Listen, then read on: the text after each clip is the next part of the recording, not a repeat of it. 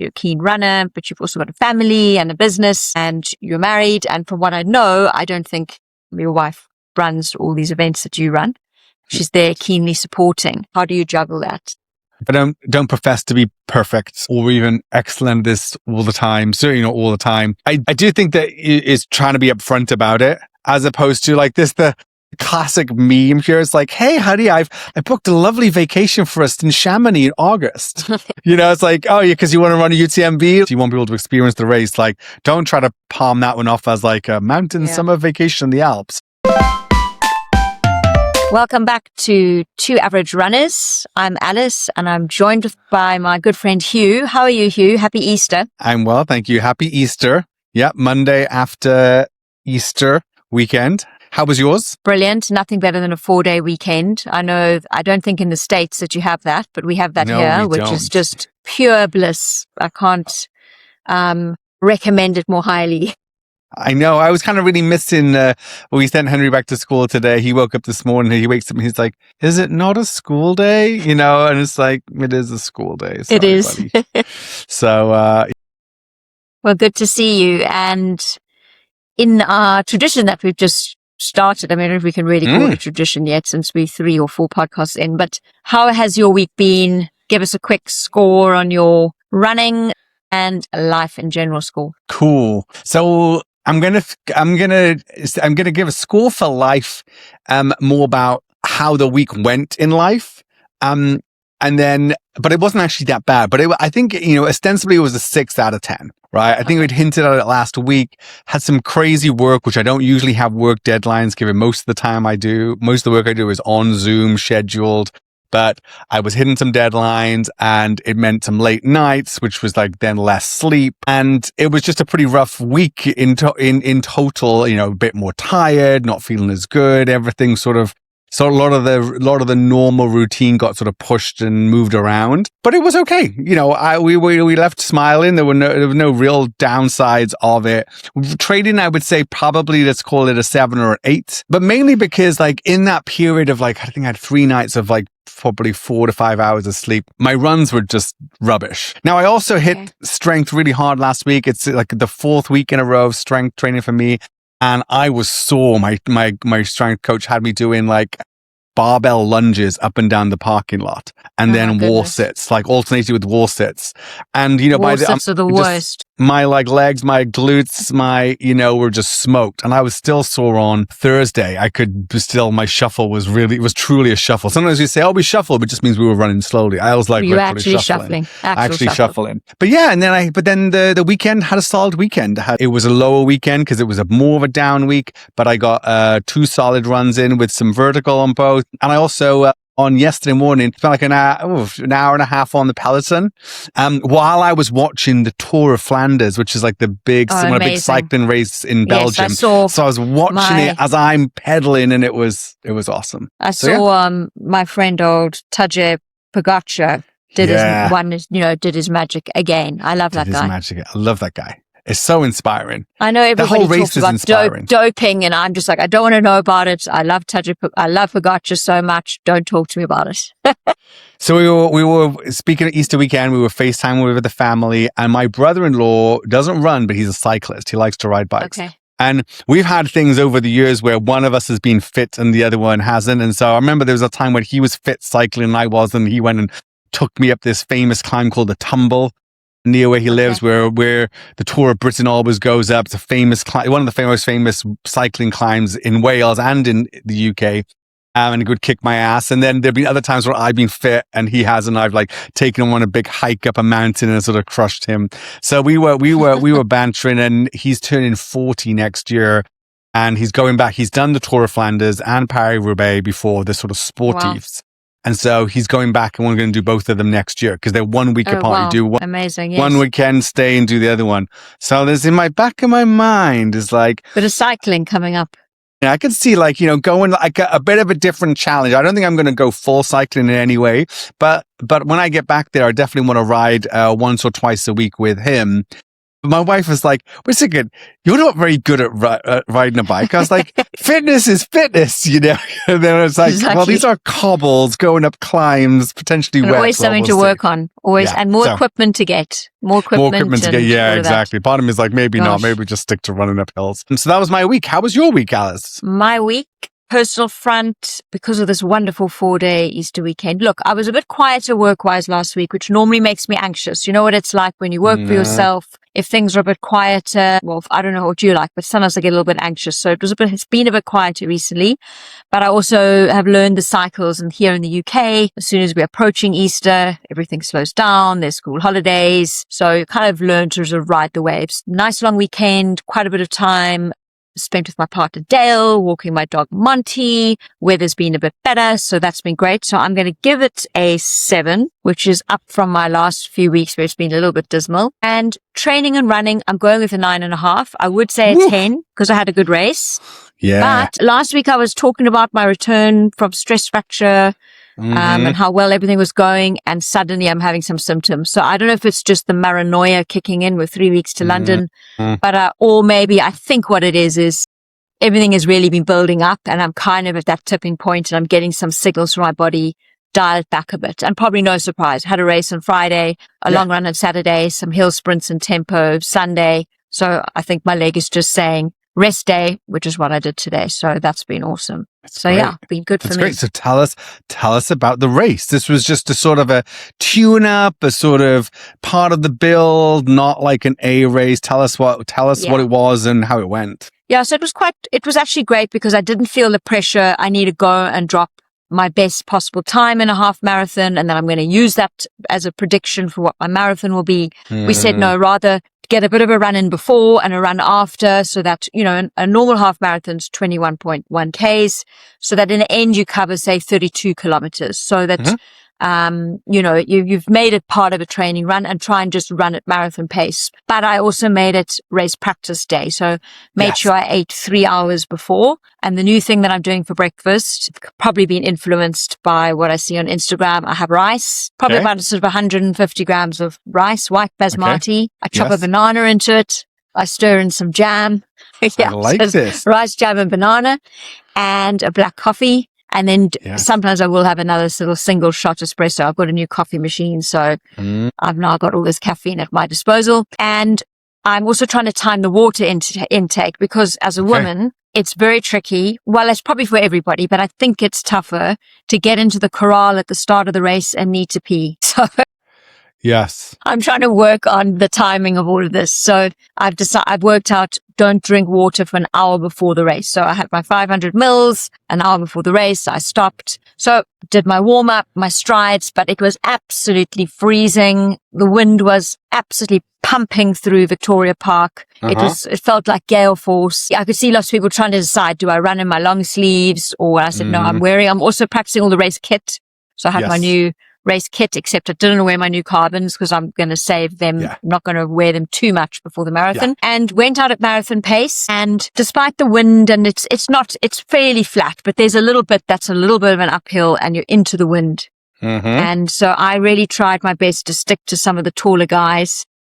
Yeah. As a little windbreak. draft in. Yeah, but so they weren't having it. Some of them were not having it. So I was trying to get behind them. And yeah, the race was good. I think what I'm finding quite tough, and I don't know what your experience is, but to hold back. So I look at my watch a lot, and then sometimes it looks like it's a bit behind, and sometimes it's way faster. And I think there's that GPS drag. So I did realize in retrospect, I'm probably surging a bit too much and wasting energy. But I realized, and I'm going to have to be very careful at London Marathon, I cannot afford to have the first few kilometers too fast, like even a few seconds too fast, because it costs you. But the race went well, and I actually crossed the finish line, and they said, oh, you're third woman. I hadn't seen any other women out there, but I wasn't racing, so I did a 1:27. So I stuck to marathon pace, just a bit faster marathon pace, and then I decided in the last few kilometers, let's go. So, you know, it's not a PB or anything, but I think quite solid for a marathon pace session. And I really enjoyed it, So a few things that I do is because I've been out with a stress fracture, Mm-hmm. when I'm running, something like a race, because I'm quite competitive and I just enjoy it, I actually do try that trick that I'm hearing from everybody about just feeling grateful, like being very intentional to spend, like when I'm really starting to hurt or feel tired. Yes. I'm so happy I can be here and run, rather than like, the wind, why am I turning these corners? Why is this guy in my way? Or bloody hell, why is this person stopping on the inside? Or whatever it is, I can't get my gel out my pockets, or my legs are tired. Just because I've had this time out, just saying, wow, I'm so happy to be here. Even if it feels a little bit forced. But that made a difference. And the other one that I read is if you smile, it takes away some of the pain. So if you see me smiling a lot, it's because I'm in pain. And I smile away at everybody and just try and just feel, just smile. And I must say, I think it does make a difference. It drops the pain, even momentarily. It does drop and the pain, other thing that works is a gel. Yeah, if in doubt, take some carbs.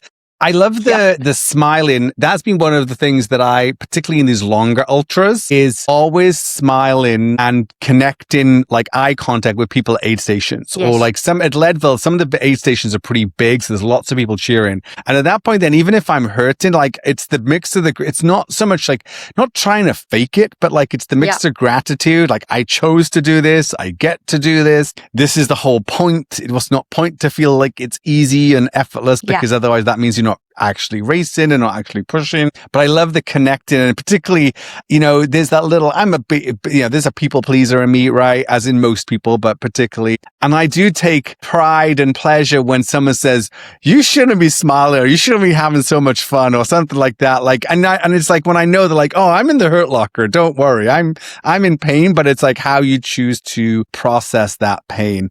Yeah. I think that's such a good one. I think it's particularly hard in these like half marathon paced efforts, which are, arguably quite quick. You're in the pain, but you're moving. It's one thing if it's in an ultra and then you can be slow into a shuffle, or like it might be power hiking a hill and suffering. It's like, you're still got to be moving. So I think that's really cool. I had my little moment at that one on both my runs, Saturday and Sunday. It rained heavily. The heavens opened. And remember, we're in Texas. It generally doesn't rain very much here at all. And and I was so grateful. It was like, felt so good to have the cool rain on me. And even yesterday, I was like, there was no other idiot out there on the trail running in the rain when I was there yesterday. Just enjoy it's that satisfaction. Yeah. Cool. Yeah, well, congrats. and That's a really...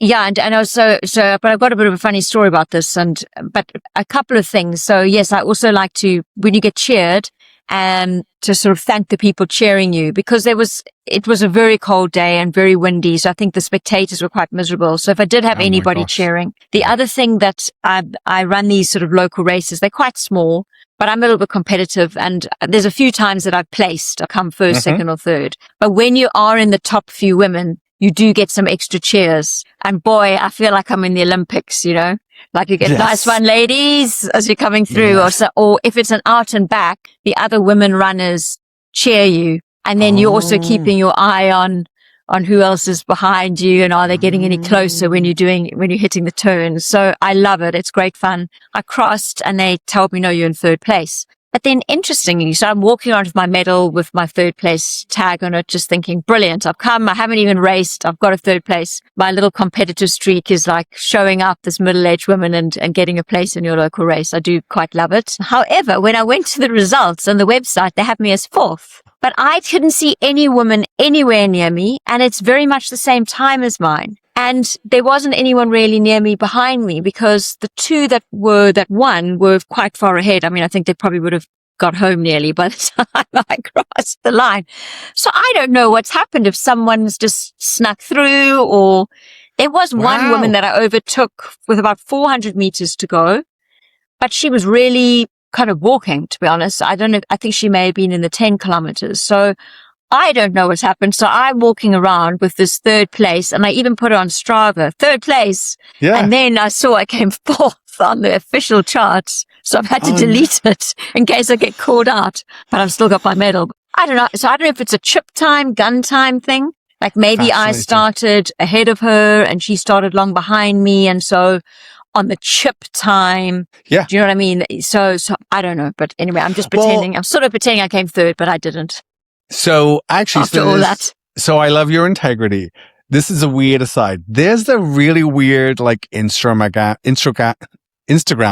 Hopefully, I'm glad I've forgotten how to pronounce it. I did delete it off my phone, as we might mentioned. And it's this account. It's called Official Marathon Time Integrity Unit. I saw that one. And I'm a little torn. Part of me loves the integrity of it. And at the same time, I don't like tearing people down, or like, I don't really like trolling. But it's like what I like about it is it's calling people out. And often the people that call out are these run influencers. And let's be clear, Alice, you and I are not run influencers. We are not influencers. We're two average runners. Anybody.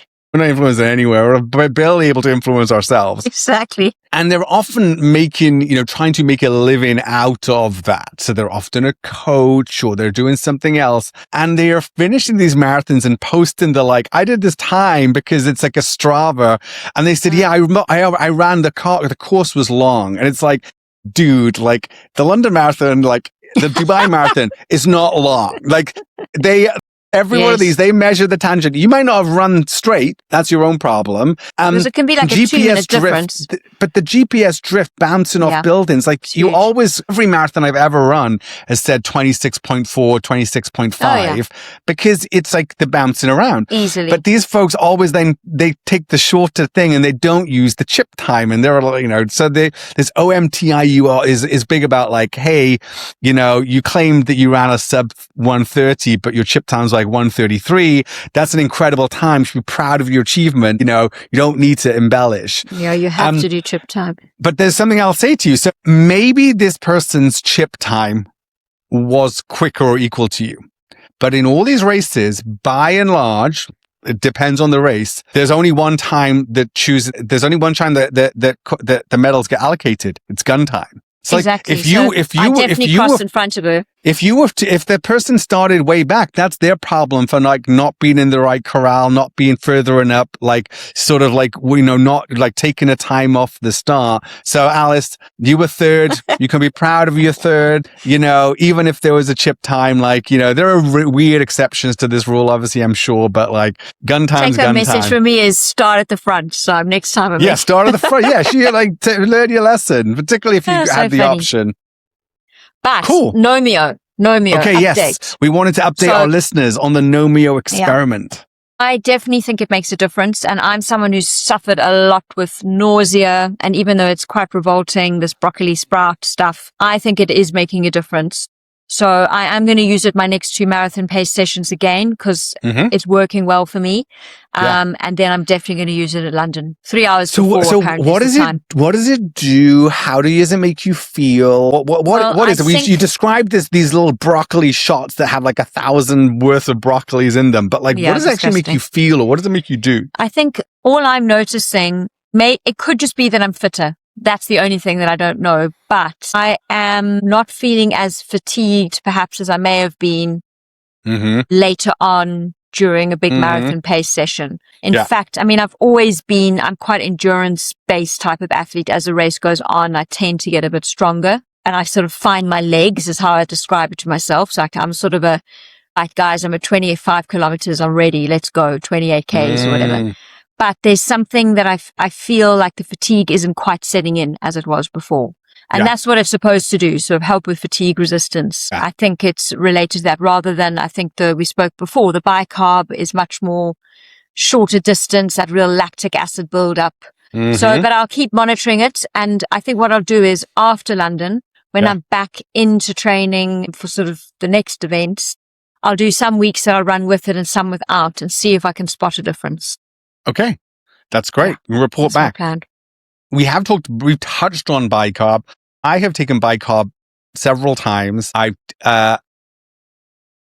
taken it in 2 marathons now, and a half marathon, I think. And I definitely have felt that it was allowed me to push or keep pushing further. Yeah. And the last couple of marathons I have run, I specifically, when I first took the bicarb in a marathon, I think it was 2012 24. And on that marathon, I purposely did not look at heart rate or race. I was like, I'm not going to I took it off all the screens that I would look at on my watch. And afterwards, based on my heart rate zones, which, everything's subjective and whatever. And even if you got them calculated by David Roach, as I did, and he does that for people on Patreon, so that my lactate threshold heart rate is supposedly like 164. Okay. And that's for my physiology, right? And so most of my runs are in the 130s to 140s. It's a lot for me to get to 164, and so, but in that marathon, I spent over an hour above that heart rate, which surely shouldn't compute. 164 should be the max you could hold it for an hour. I think Bicomp does something. But I do think it's obviously all the pros at the elites at the short distances, like the 800s, 1500s. They're all using it. They're all using that for that, which makes complete sense. I think even 10Ks, 5Ks, yeah, 5Ks, 10Ks. Yeah. David Roach swears by it in 100 miler. Really well. And so, but even though that probably wears off within sort of maybe 6 to 8 hours, who knows? No one really knows about that. But I am really intrigued by this Nomio, mainly because it's broccoli sprouts. How bad could that be versus dosing yourself with a shitload of sodium? Yeah. And I like this idea that it sounds a little bit mellower, but more sustaining. I don't know if that's right. Yeah. Yeah, and also I think the fact, because I've had so many problems with nausea, I've struggled to find the right did you have nausea in this race? Did you have nausea in this race? No, not at all. No. I think the nausea really only happens if I've had a breakfast that's too much liquid and I've overdone the liquids. And also during the race, I find it difficult to take on water, so I do small sips. And I think I found the right gel for me now. But it's also when I go above threshold. If I'm really pushing hard and I'm trying to get a gel and water in and my heart rate's really high, I think that's when the nausea comes. But once it starts, but then I have had days, Hugh, where I'm running around Battersea Park and in my warm-up, I'm starting to feel nauseous. And you'll just see this person sort of every 10th lamppost stopping, grabbing onto the lamppost and just retching like mad. So I have had it at lower paces, but I think now the risk seems more when I'm really pushing up high end, which you're not really going to be in the marathon. And if it does happen at the end, then you can cope with it. Yeah. You can kind of, hopefully you've put enough gels in that you've kind of at a good point. So I also practiced getting all my gels in for the half. Now, normally I'd only take a couple of gels. But I did marathon. You fueled like the marathon. What's going to be, what was your go-to gel? What's going to be the go-to gel for London? I am Precision Fuel, the 30 gram. Yeah. If they made a 40, I'd be happier. But I like it because the packets are quite small. Mm-hmm. It's easy to get the top off. The flavor, I'm not bored of it yet. It is quite sharp, but it doesn't have it's not like orange or banana and kiwi or strawberry or anything where it starts to feel too sickly. And the volume, I find, I used to use beta cis fuels. I think I even look at the packet now, I feel like I'm going to throw up. For me, that one, there's so much volume. It's quite liquidy. I think that's that's the SIS, Science and Sport Beta Fuels. Yeah. For me, it's such a lot it feels like a lot to get down, whereas the Precision Fuels are working well. So at the moment, I'm at 90 grams of carbs an hour, which is, I used to only manage 60, best case scenario. So every 20 minutes. And what I'm doing is, I actually noticed this time, it was cold. Even though I knew I wasn't racing, I was a little bit nervous. There is that build up and I needed that first gel earlier. I actually could feel it happening. So I just took it. Good. I like it. So I'm starting to notice, don't be a slave to the 20 minutes. If you're at 18, and for you're starting to feel a bit tired, just take your gel. So I think that's my plan for the marathon. I'm going to take enough for one every 20 minutes plus an extra because in case you drop it or a friend needs. And I'm taking 15 minutes before the start. So so that's brilliant. What gels do you like to use? So I do well with the Science and Sport Beta Fuels. That's definitely would be my go-to gel. Which flavor? I prefer the neutral. So they have one that doesn't seem neutral to me. It's not neutral. It tastes sugary, but it's like, I can do the orange. I think there's a few other flavors. I got some of the electrolytes ones recently just to sort of take if I'm going out. Around here, we have water fountains. So sometimes I don't want to carry a water bottle, but I might, have water fountains or stuff and I can sort of hack it. But I don't have to pack an electrolyte tab or anything like that. So I've tried those. That's a bit more distinctive flavor. I think it's raspberry and lime or something. But I do Precision as well. Big fan. My go-to for forever has been the Precision caffeine, the one with 100 milligrams of caffeine. That stuff's like rocket fuel. Taste fuel. is quite something. Tastes like gasoline. It's I've got this tried one. I like, because I'm like, that's the good stuff. I know there's caffeine. But it really it wires you. Oh my God. I mean, it definitely does. And I've taken quite a lot of caffeine in races before. So one of those an hour can just be like a real jolt to the system. But recently, I can't remember if it was we have a website called The Feed here in the US, which is where I buy most of my I order stuff from gels. them. They ship to the UK. Oh, it's expensive, but they do ship, because they've got great products that you can't get here. Oh, and so anyway, I feel like beta fuels are always getting sold out. So I ended up buying, I obviously had a bunch of the caffeine gels from Precision. I decided to get some of the normal Precision non-caffeinated because I wanted to mix something or make something easier. I tried they have the bigger sachets, which are 90 grams. Those are great, especially for cycling. It's great for cycling. It's great for sort of a longer adventure. But what I've realized is two things. One is that it was great when I did a half marathon when it was really cold because they have this little turn top, which I could do with my gloves on, and it was actually easier than ripping a wrapper. I was a little worried because if I dropped the top, now I just have this empty 90 grams of thing that's going to explode. But I didn't, obviously. But I did use those Precision 90s over the weekend. The thing I don't love as much is I don't know exactly how much I'm doing. So I want to be doing every 20 minutes the 30 grams or something. So I was like trying to estimate, did I take a third? Do I want another third? Yeah, that is tricky. But those 90 grams are good. Yeah.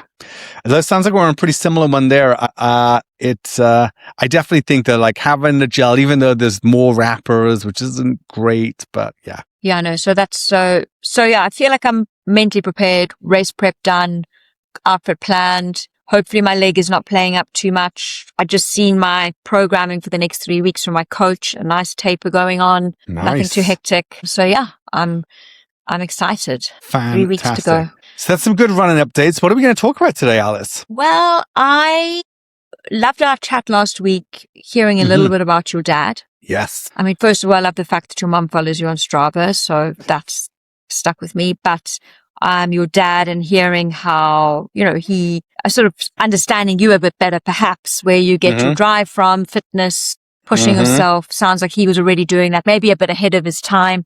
Yeah. But of course, we touched on rugby. And even though you and I have met when you've been living in the States, I don't think of you as American. I know you're Welsh. Yes. And obviously very excited to be coming back, but we are two big rugby nations. So it's nice to meet somebody who gets that special something that comes from rugby. Now, I'm sure that people who football is their sport, or soccer if you're in the States, may feel the same thing, but there's something about it for rugby for us, which has just got me thinking this week. So yeah, I'd love to share a bit about that. How about you? Yeah.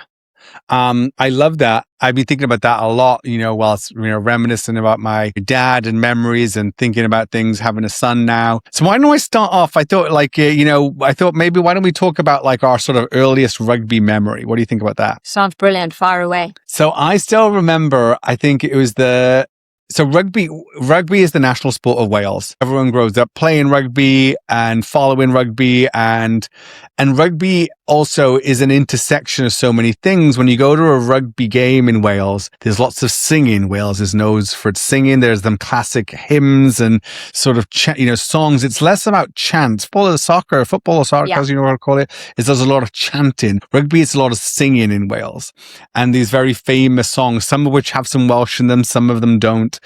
And so my oldest memory is I think I was about 9 or 10 years old, and my dad took me to watch my first Wales game. And it was so it wouldn't have been Six Nations back then. It would have been the Five Nations because it was before Italy had joined. And it was Wales versus France. It was in the old Cardiff Arms Park. So Cardiff, that was the famous stadium before. And then they built the new Millennium Stadium. I think they call it the Principality Stadium now, which is next door to it. So the Arms Park.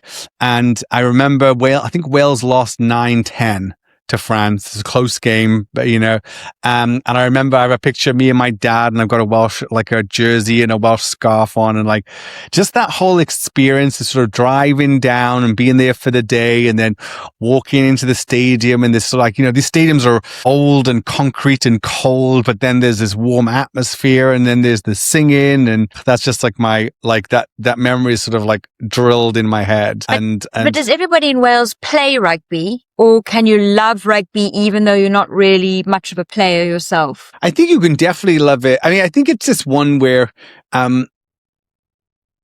everyone will throw a ball around, but may not be very good. So you might not have played every sort of, and I still remember sort of soccer, football as we'd call it in the UK growing up. We'd play, football at lunchtime as a kid, because it was almost easier to just kick a ball around, in your school, and you're not going to go and rugby tackle each other on the concrete yard. You might play some touch rugby or something like that, but it was the kick around was often, more soccer related, but it's sort of like everyone had some experience of rugby. And just there's nothing quite like, as a kid in your first pair of boots with studs in, and then the first sort of game you play where someone steps on your head with studs, and you're just like, what is this game we're playing? But then obviously not a lot of people are like, you might move away. You're like, realize that's not my sport. I'm not really going to play. And then you can really be a lifelong fan of rugby. Okay. But there's this famous thing. So I love this because there's this wonderful phrase is, like football, this is soccer for our US audience. Football is a gentleman's game played by hooligans, and rugby is a hooligan's game played by gentlemen. By gentlemen, and that's definitely it. In England, there is a bit of a divide of the private schools, ironically in the UK called public schools. And definitely often were more rugby focused. It was more like a elitist, but it was just more like you went to a posher school, they played rugby, and football was like, the working man's game, the commoner's game, etc. In Wales, I didn't quite like everyone played rugby because rugby was the sport, right? But there was something about it where like you could play a game or you watch them playing a game and you could be tackling each other and stamping all over each other, etc. And at the end of it, you all line up in the tunnel and clap them off, and then you all go and have a drink or an orange juice. You go, they're socializing afterwards. It was this kind of like war on the field, but this like mad respect. Yeah. That's actually interesting what you say, but it's almost like a class thing in a way, or it's definitely a school division thing in the UK. Because as a South African, when I moved to the UK, the fact that I know rugby well, I'm from a bit of a rugby family, it's been a big part of my life.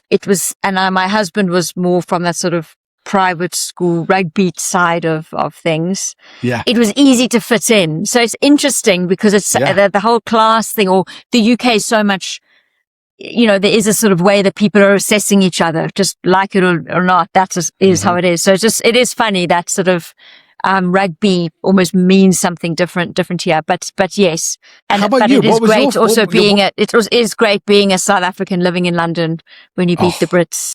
So yeah. What's your first memory of rugby, or lasting memory of rugby? I remember watching my dad play when we were kids.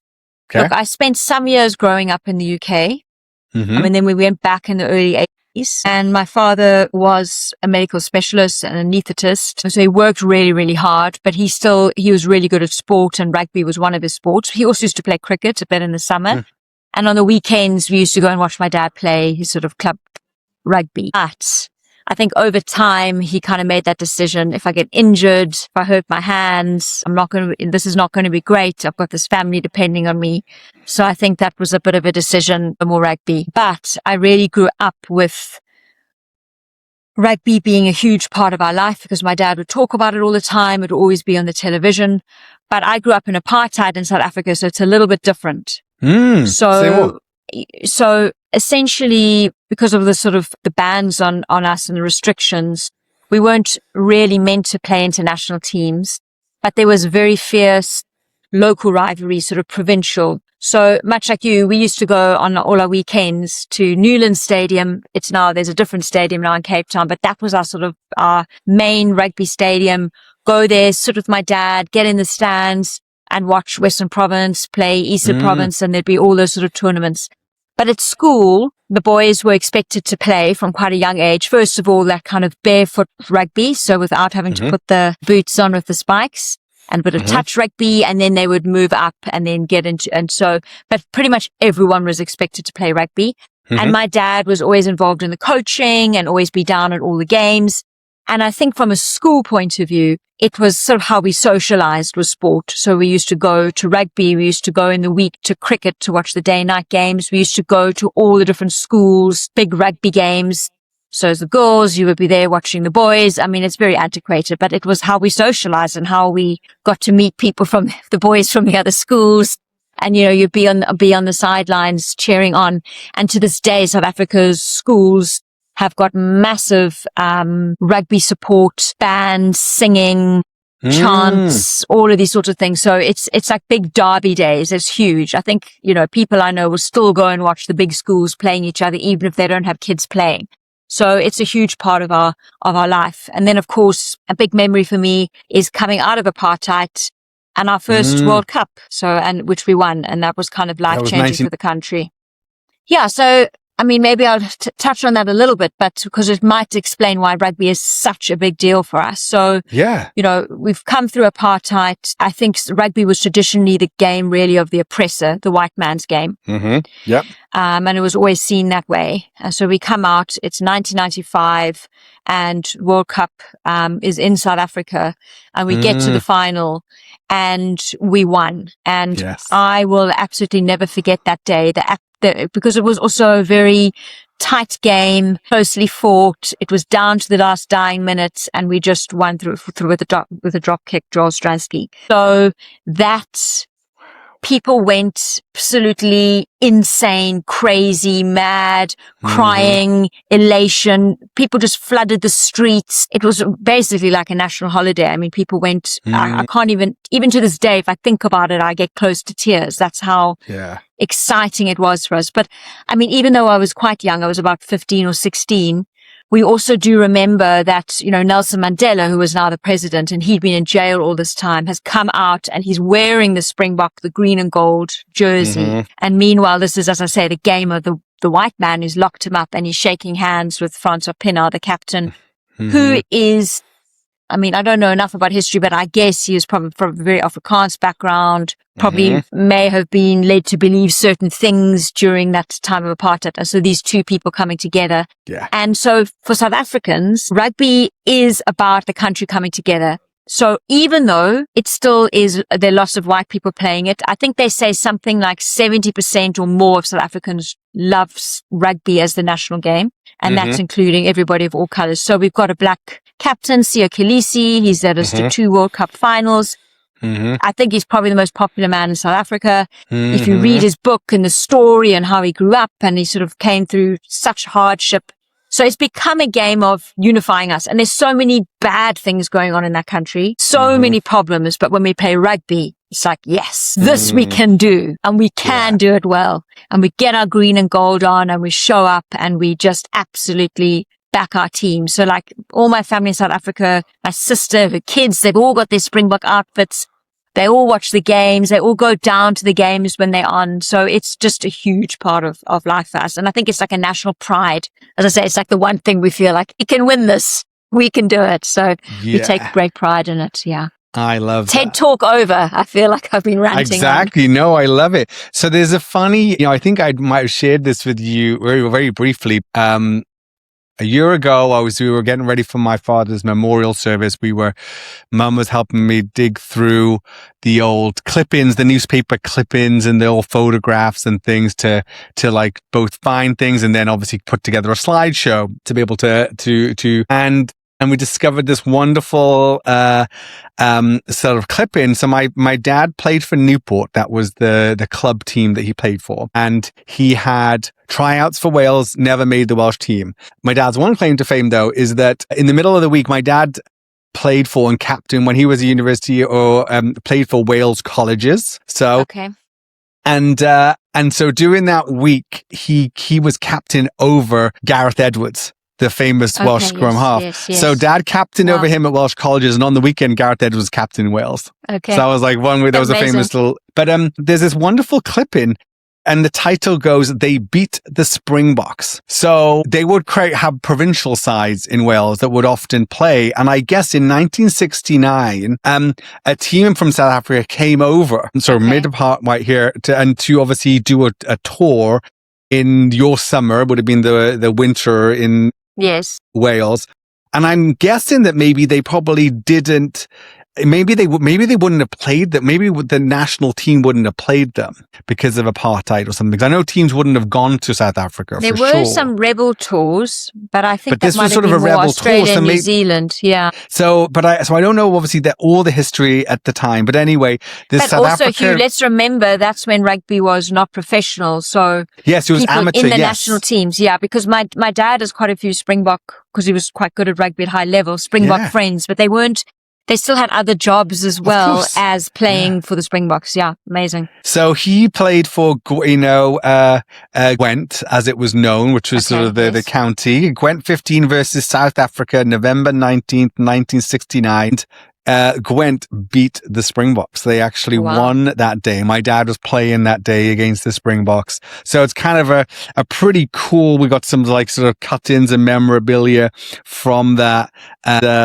And so it's kind of neat. We became friends later in life as this sort of Welsh South African, and it's sort of just very interesting between our growing up and our sort of our parents and our dads and how they played rugby. Pretty cool thing that rugby sort of flows through. So I guess my question for you then is so that's the sort of growing up, then seminal day in 1995. What is rugby meant for you since, or what role does rugby play in your life, if any, through your adult life to today? I think it's pretty much what I touched on before.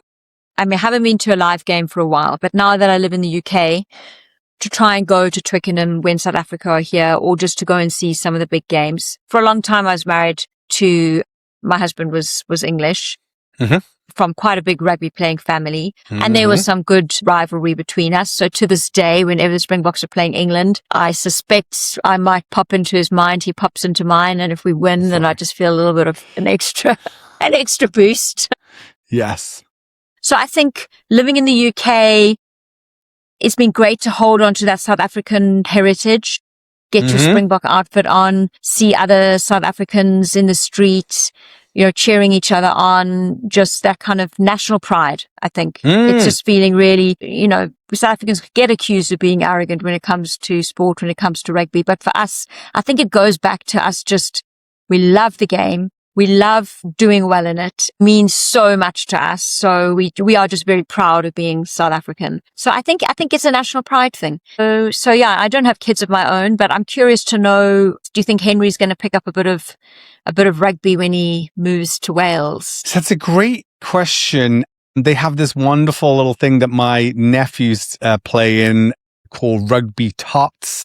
So when they're like 3 or 4. So I imagine when we move back there, we'll put Henry in Rugby Tots. He's in Soccer Shots here in San Antonio right now. So we'll trade Soccer Shots for Rugby Tots. For me, the pride is a really interesting one, the Welsh pride, because again, when you meet people who are football supporters in the UK, soccer supporters, even soccer supporters here, and they have a team. Oh, I'm a Chelsea fan, or like a Man U fan, or a Liverpool fan. And while technically I'm a Newport fan, which is, that team got merged. My dad played for Ebbw and then Newport. And then those teams merged to become like what's now known these days as the Gwent Dragons. So if there's a team, that would be our team. But the level of pride and care of that team is just different. It's like you care about the national team. And of course, these games, like every spring in the UK, you have the Six Nations, which means that you're playing 5 games against the other 5 nations. And each year it'll be either 3 will be in Cardiff or 2 of them will be in Cardiff. For us as well, it's either the Blues, either they're playing like Italy, Scotland and France in Cardiff, or it's the others where you're playing Ireland and England in Cardiff. Yeah. And growing up, my dad would always have access to tickets. So he'd take me to at least one game a year. You talk about the South African pride because you guys were and have for many periods, even to now, dominated. The game has been a matter of pride because you've also been very good at playing the game. And you've had times when you weren't the best in the world, but you have won World Cups, and you've had you're always one of the teams, like New Zealand, even like Australia, who has even, I think, higher highs and lows than you do.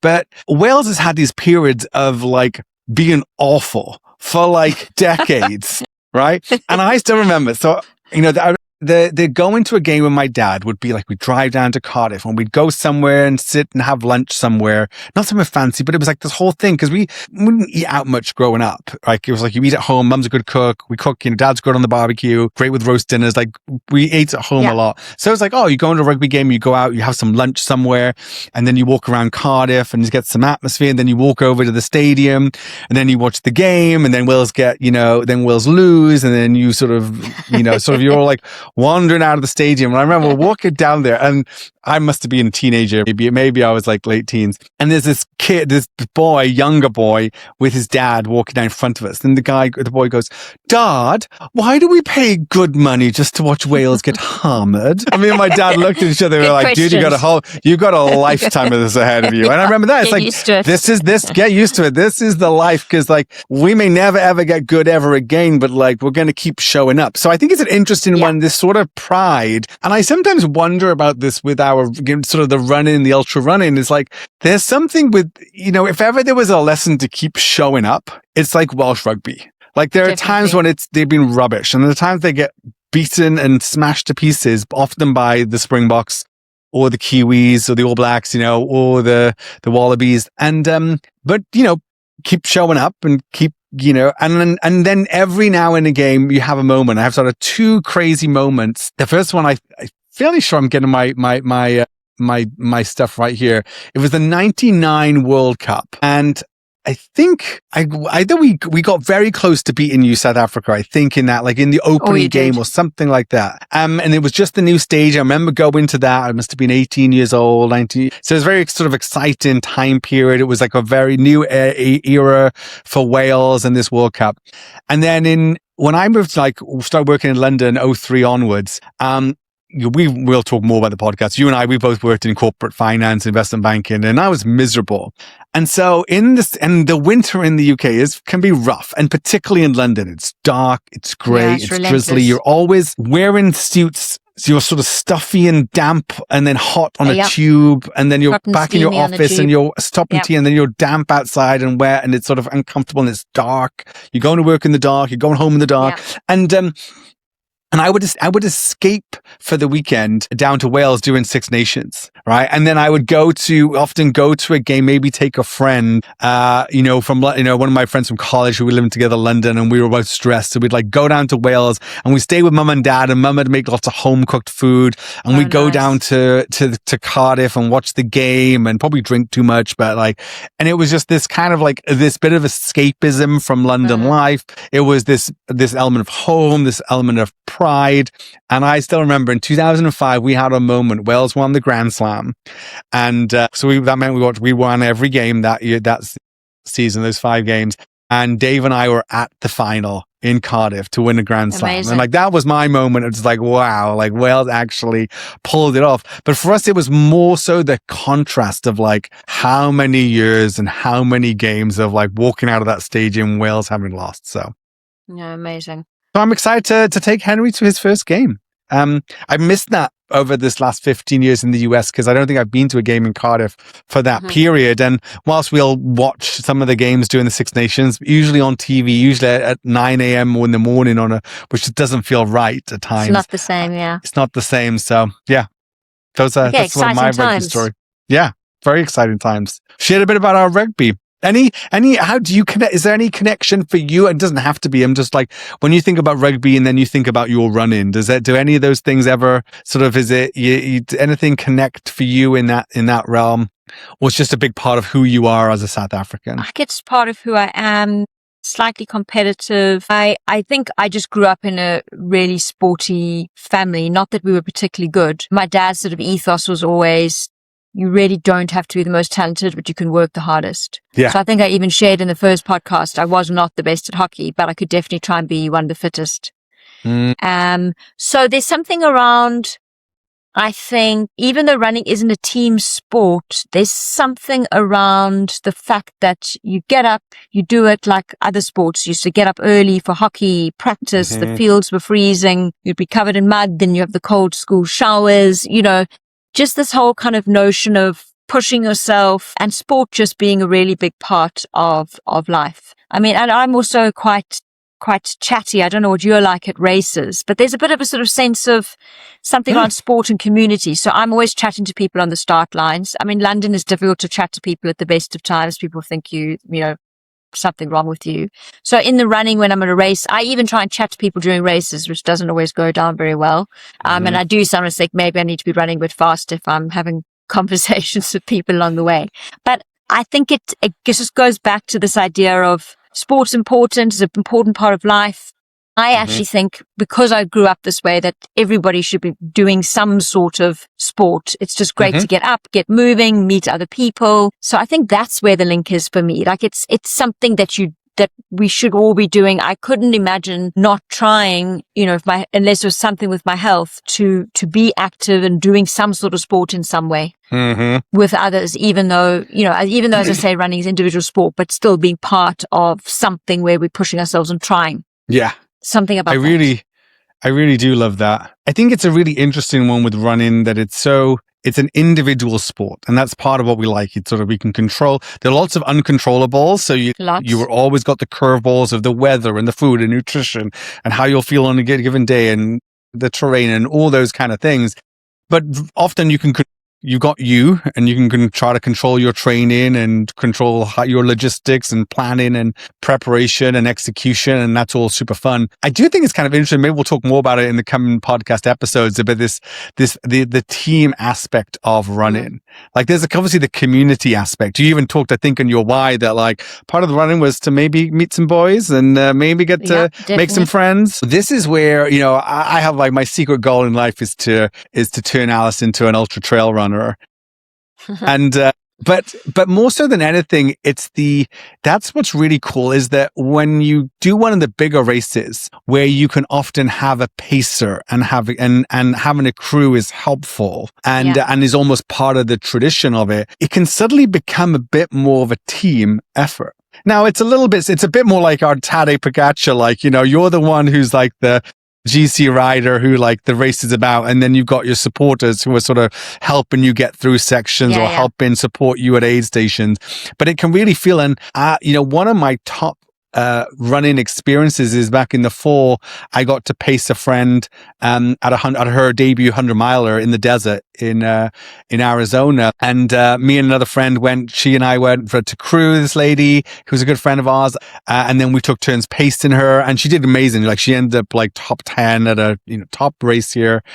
And it was so much fun. Like it wasn't our race. She did all the work. She did all the training. She's got a lot of talent. She works hard.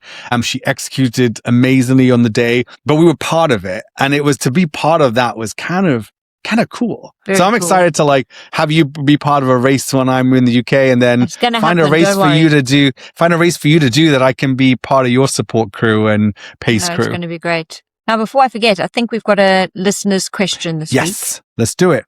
I don't know who it's from. Oh, I do know who it's from. It's one of my main male running friends who I've mentioned a little bit about you. And I said you live in the States and you're a keen runner, but you've also got a family and a business and you're married. And from what I know, I don't think your wife runs all these events that you run. She's there keenly supporting.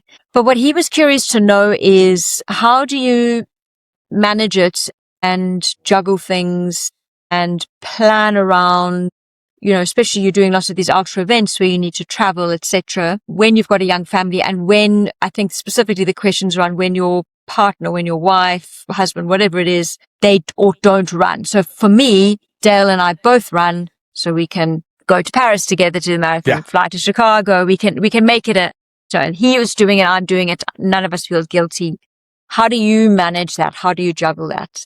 It's a great question. It's not easy, and I don't profess to think I do it amazingly well. Certainly not amazingly well all the time. My wife knows how important this is to me. And I try to for me, more and more, it's like, how do I do it where I can prioritize it to be important, but not take over completely and not take over all the time? And so what that looks like is it can't happen, or it can't have too many races or too many things. Yeah. And then knowing when there are ones to, bring the family along and when there are times not to. And we had two really fun ones like when there's a local marathon in San Antonio and they can come and support along the route. That's kind of cool. It's fun for them. They make a sign. Henry has a blast. It's not easy trying to drive around town to support someone on a marathon course, but even on your own city, and so that's amazing. We had, I think, one of them, super fun one. We did the two races I did in January were shorter races. And so rather than go away for the weekend, one was in Austin, one was in Hill Country, we just got up early and drove there and did the race and drove home. So it was sort of self-contained. There was some fun playing after the race for Henry. Zoe got to take a book to read, and we often saw some friends or walked around to sort of do something kind of fun. And in the past 2 summers, we did Leadville. We've gone to Colorado.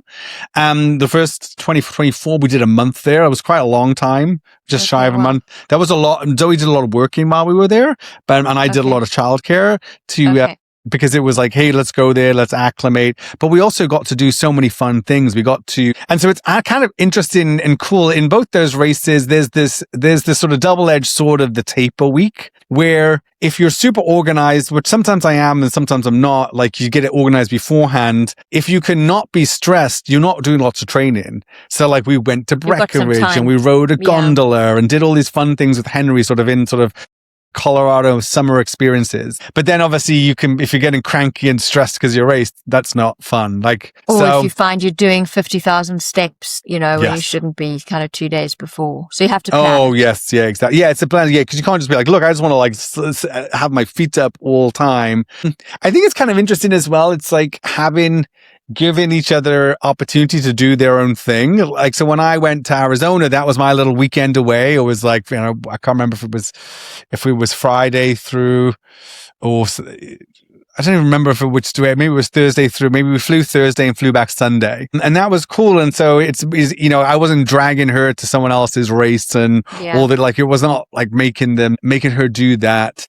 I think it's fun to show Henry. I want to show Henry that I do cool things and can work hard. And it's funny, the one of the races in January I think I was first in my age group, right? And so I got an award. It's like this metal cactus, right? No, but there were people, I wasn't on the podium. Like, there were three guys ahead of me, but then it was like I was first in the age group. But then Henry still points and says, Daddy won the race. So I'm not going to correct him, but yes, I did win my category of the race. I did win my part of the race. My division. I think it's great for kids to see. Yeah. I think it's great for kids to see. But it sounds like it's a communication thing, right? I think it is a communication. Look, I don't profess to be perfect or even excellent at this all the time. Certainly not all the time. I do think that it's trying to be upfront about it, as opposed to the classic meme here. It's like, hey, honey, I booked a lovely vacation for us in Chamonix in August. It's like, oh, yeah, because you want to run a UTMB. Like, oh, yeah, I see where this is which that sounds like it would in the hullabaloo of UTMB. I can't imagine that's any fun at all. Yeah. Outside of it being you're going there for this race. You want people to experience the race. Don't try to palm that one off as a mountain summer vacation in the Alps. I think I probably have to be, sorry, carry on. No, go ahead. So that was kind of even I have to be a little bit careful, to just, because I'm always signing up for all sorts of things, and then Dale gets sucked in, to do a little bit of checking. Because he's run so many marathons and kind of keeps wanting to retire, to just keep signing us up. That's funny. But it does feel like a sort of a communication thing. But I look at my sister, her husband also runs. They like trail running. So what they do is I think because they both understand that it's important to the other one, they try and take it in turns a bit with the training and take it in turns with the races. But it's been very cool because the kids have grown up being pushed in the buggies as runs. I think you sometimes take Henry, don't you? I do take Henry on stroller runs. Yeah. And so I think as you say, it's quite good for the kids to sort of see see that, parents are out there exercising and it's kind of part of what you do. Yeah. And like right now, my wife, as we're getting ready to move, we're sort of doing lots of cleaning and jobs and projects. And so my wife is redoing the front garden. And she's like, oh, I just want to go out and garden. And like, she'll go like put Henry to bed and go out with a headlamp and garden for another couple of hours. And it's like, I love that because I love that she's got something that she's trying to create and build and do and, all those kind of things. So then making sure that I give her time and a break from Henry that she can go and do a few hours of that, just like I might want to go and take a few hours to go run at some point. Yeah, exactly. No, brilliant. Anything else that's on your mind today, Hugh? I don't think so. I think we covered a lot of good stuff today. I really like that we got to talk about rugby and sort of connect that to our history and running. And there's a little part of me with the UK, which I was hearing something on a podcast, just as leave it as a thought, is that the idea of cross country. Like I didn't grow up running cross country at school, but they were sort of saying that like in the UK has like these cross country leagues, and it can be more of a thing. And the thing that kind of interests me about that is this idea of being on a team where, say, there's 8 of you. Cross country scoring is it just adds up everyone's place. Like, so you might have been 87th place. If you were, but that might be the difference than if their 8th player was 90th. And then because of that, your team wins. So this idea that it's not about the person who's coming first. It's like that, might be the worst, like the sort of the weakest runner on the team. Can they get the best result for them? That just idea sort of like, I kind of am appeal to that is other opportunities to do more communal or team-based running. Yeah, that could be fun. Like some of those relay events where I think like speed projects and ones like that. I must say, South Africa does a bit of cross country, but just like sort of once a year, your school makes you run around the forest. Yes. He sort of complains, but I have been walking my dog before on Hampstead Heath and seen one of the cross-country events go off from there in the mud. It looks like absolute carnage. Yeah. People are just sort of sprinting over the hills, mud's flying everywhere, the rain is pelting down. I mean, I would like to give it a go, but it looks tough. It definitely looks tough. Yeah, I don't know if that's a younger man's game, but we'll have a think. That's awesome. But the only other thing for me, Hugh, is I took your recommendation after hearing you share about your going to see Hail Mary on your own the other weekend. Yes. We went to go and see that on Friday after our race. Part of our sort of recovery was to go and watch Hail Mary. And I must say, I think it's one of the better movies I've seen for a long time. Yeah. Obviously no spoilers, but just there was comedy. It was emotional in all the good ways. Mm-hmm. It was filmed in a beautiful way, but I thought it was fantastic. It was quite funny. There was lots of like really kind of cute, funny, quirky humor. Really funny. You can sort of see now why I had shed a few tears in that movie. Yeah, between Dale and I, Dale's the crier, and he was having a good cry the whole way through. Excellent! I'm so happy that Dale had a cry. That's awesome. Great. Well, listeners, go check that out and let us know. And then we always welcome more listener questions. Yeah, so if you have them, send them in. I think we're now putting our Instagram handles in the show notes. And I believe we put an email address in there as well, 2averagerunners@gmail.com. I think we got that right. We'll put the correct one I hope so. in the notes. So if you have a question, send us an email or send us a DM and we'll try to cover it in a future podcast. Well, great to see you today, Hugh. Looking forward to our chat next week. Good. Keep going with the recovery and embrace the taper and all the no doubt niggles and doubts and fears and anxieties that come as you sort of taper for the big race. Cool. Brilliant. Thank you. Nice to see you. Thanks, Alice. Take care.